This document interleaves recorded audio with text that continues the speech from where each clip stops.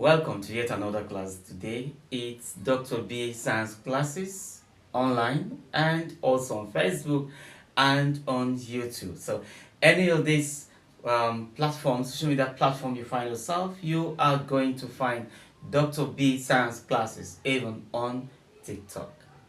Alright, so today we are going to look at integral of functions. Integral of functions. Now, you need to understand that this is mathematics, but it's applicable in chemistry. Now, you have heard of integrations and differentiation. This is under what you can call calculus. Alright, so these are calculus type of mathematics. These are advanced mathematics. These are further mathematics, as the case may be. So you can have this mathematics being applied even in chemistry, solving some problems. So today we are going to look at integral of functions and how do we solve this problem that you have here. You are expected to integrate the function x raised to the power 5 dx. And you're also expected to integrate the function x raised to the power 3 minus 2x plus 4. Okay, you see that these are two different problems, but both of them are integrals of functions. And we are going to do justice to that. So we are going to take you through step by step how this can be done. Like I said before, this class, you owe me a duty of sharing this class. Don't forget that you need to share this class even on Facebook, Dr. B Science classes, and tell them to follow. And whatever we'll be doing here will be popping up on the screen and they'll be part of it. And even on YouTube, then subscribe. Subscription is free, so all they need to do is to go to the subscription bell and click on it and click all. And then whenever we do our videos like this and make them available online, they will see them popping up and they can access them as well. So share these classes. Okay, so this is the integral of x raised to the power 5 dx, but I want us to know that this integration can be seen as can actually be taken as one of the simplest parts of integration. Okay, and so it's one of the simplest part of integration. So we start from here and then we start going higher. But you need to understand what we are doing here before you understand the next level in our next class that we will be talking about. Okay, now when we look at this integration, this integral function, to solve it, first is the number one. But we need to understand that there are laws that govern integration. You don't just wake up one morning and then you start to solve them. There are laws that govern integration, so you must understand every of the solution you want to apply to every of the integral function. You must link it to a particular law that defines it. And today we are going to look at the power law. Okay, so this integration, these integral functions that we have here will be solved based on the power law. So don't forget that we have what we call power law in integration. And that power law says that if you are given an integral of x raised to the power a dx, remember that this is the integral sign, okay, and this is the function that you are expected to do or to integrate. So with this, the power law simply says that the exponents that you have here must always be added with a 1 and also be made a quotient and added by a 1. Remember what I said? The power law simply says that for an integral of x raised to the power a dx, the exponent will be added with a 1 and then it will be made a quotient such that the denominator will still be the power plus 1. Now what we mean is, if you want to solve this, then we have to say that x raised to the power a plus 1, alright, all over a plus 1. You can see that we are adding 1 to the exponent and then creating a quotient where the denominator is the exponent plus 1. This is the power law. Now this is an infinite integral. So because it's an infinite integral, we do not have we do not have limits of solving the problem. As far as we do not have limits of solving the problem, it is an infinite integral. That means that the solutions are not exact. In that way, we are going to add an integral constant, which is what? Which is plus c, an integral constant. So in this way, it means that we will have 1 all over a plus 1 times x all over a plus 1. And that is how it's going to look. Plus what? Plus a c. This is the product law. Sorry, this is the power law. So whatever we are going to solve in these two problems given to us, we must understand that they will have to follow the product law. They will have to follow rather the power law. You have to follow the power law. So we are going to use the power law to solve these two problems by looking for the integral function of x raised to the power 5 and this.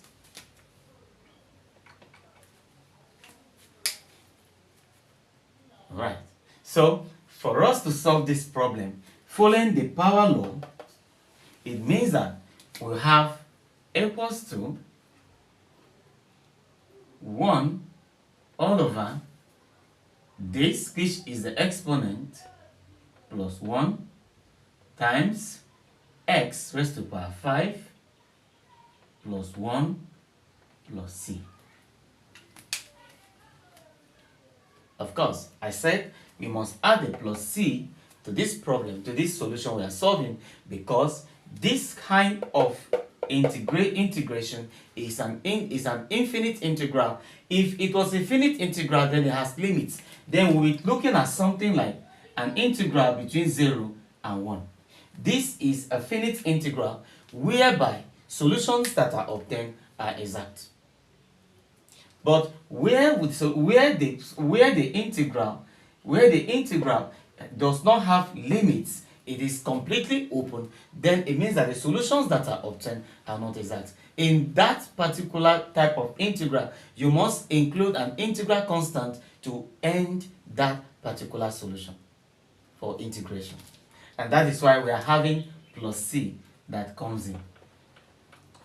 Now, if we follow here, it means that we have 1 all over 6 times x raised to the power 6 plus c. At this point, being that it's an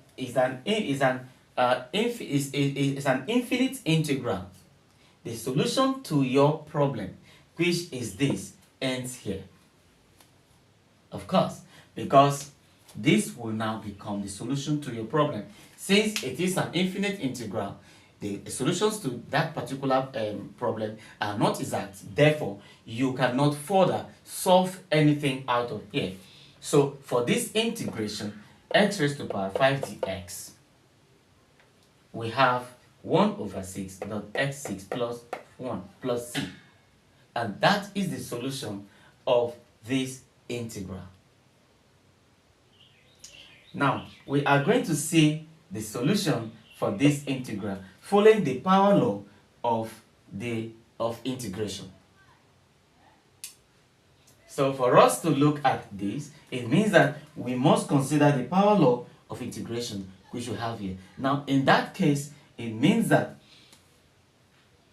each of these was supposed to be integrated as a separate entity. You integrate x raised to the power 3x, you integrate 2x, you integrate 4, which is a constant.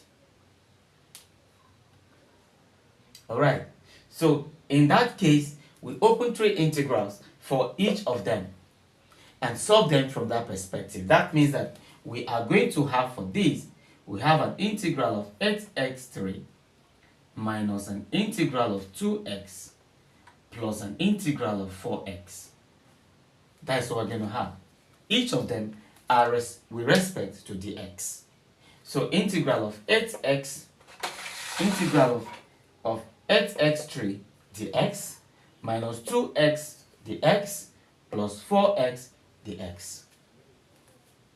For every constant in an integral problem, you have to attach that particular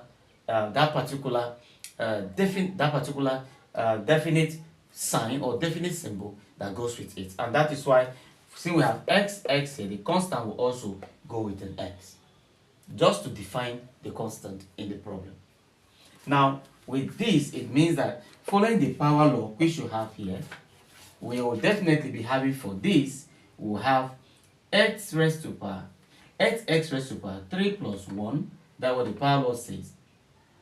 Okay. We have 1 all over 3 plus 1, which is this. We're bringing it down. Then we now have minus 1 all over what? 1 all over 1 plus 1, okay, times x raised to power 1 plus 1. Then we now have plus this, which remains, give us the value of 4x, because that was a constant. Okay, so you can see that this is a power law. Now your problem will be, why the 1 plus 1 that we have here? Remember that 2 raised to power x, there is no 0, so it means that there is 1. In as much as it is not x raised to power 0, it means that it's x raised to power 1. So we have 1 plus 1 at the numerator and 1 plus 1 at the denominator, following what the power law says. And that is why you have 1 all over this times this. Now, if you take a look at what you have here, we can simply solve this. We can simply solve this by stating that we have here as 8x raised to power 4 all over 4. That is for this. And for this, we have that is minus, so we have x raised to power 2 all over 2, all right, and then here we have plus 4x. Okay, so this simply implies that this 4 can cancel this, and you definitely have 2x raised to power 4. Alright, so I have 2x raised to power 4 in that form. And then do not forget that we have, look at in this question, as 2x we omitted, so here is 2x.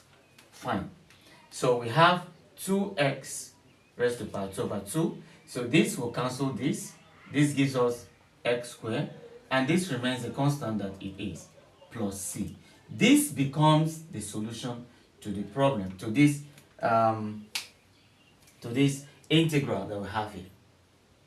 So you can see that you cannot further integrate this, because it won't give you an exact answer, being that it does not depend on limits of integration. Okay, it is an infinite integral. So being that it's an infinite integral, you cannot continue with this integration. This is where the solution for this problem ends. You can go on and on and on and on trying to solve this problem. But let me quickly again recap what we have in this very area. For the other one, for the first question, is clear. It's clear that if you have an integral of let's say of a raised to power 2, you must dx, you should know that following the power law, this must create a kind of quotient that have a denominator. So you will now have a raised to power 2 plus 1, which is plus 1 is a constant for both numerator denominator, all over what? All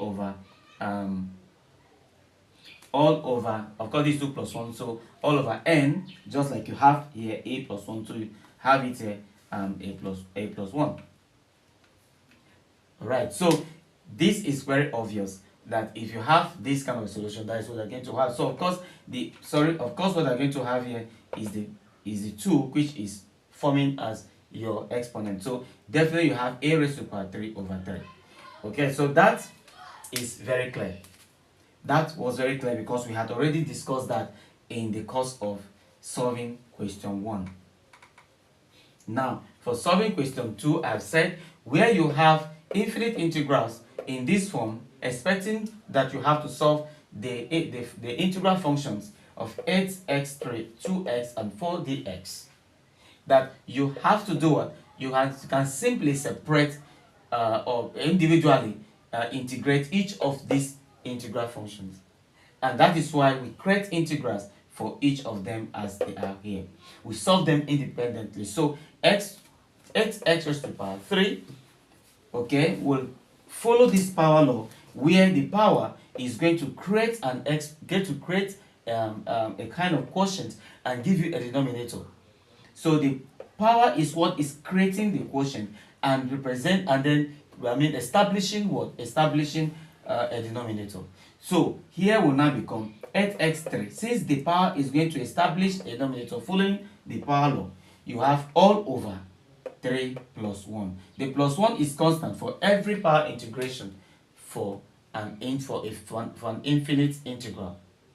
So you now have 1 all over 3 plus 1, which of course the power here has created that quotient and the denominator. Plus 1 is a constant. So 8x raised to the power 3 plus 1, which is a constant. The same thing here. 2x raised to the power 2, because it's 1 plus 1, there is no 0 here. So it's taken as automatic what? 1 is there. You add the 1, which is the constant for power law for an infinite integral to it. So I have 2x raised to the power 1 plus 1 all over 1 plus 1. And then you now also have 4x that is given there. Now in this case, you are going to do what? You are going to expand. So to expand, you have 1 all over 4. 3 plus 1 is 4. And then you have 8x, 3 plus 1 is 4. Then here you have 2x raised to the power 2 all over 2. And you have plus 1. So these are constants. And you have to cancel them out. You have 2x4 minus x2 plus 4x. And now you add a plus c, which of course the c is the integral constant, which defines what? Defines an infinite integral. It means that at this point you cannot further integrate because it is what? An infinite integral. Unlike where you have what? Where you have a finite integral, where solutions are what? Exact. We are going to look at that in our next class. We'll have finite integrals where limits are given for a particular integration. I'm sure that we have taken ourselves through gradually how we can deal with infinite integrals where limits are not given in integration and where power law is applied to solve integral problems. In our next class, we are going to see how we can handle finite integrals where limits are given for integration, still using power law to solve them. And gradually, we're going to treat each of the integration law one by one and take some examples and make it quite easier and simpler for us to handle just the way we have handled this one today. It's nice having this class with you. I remain Dr. B, your chemist, your science teacher online. Here we do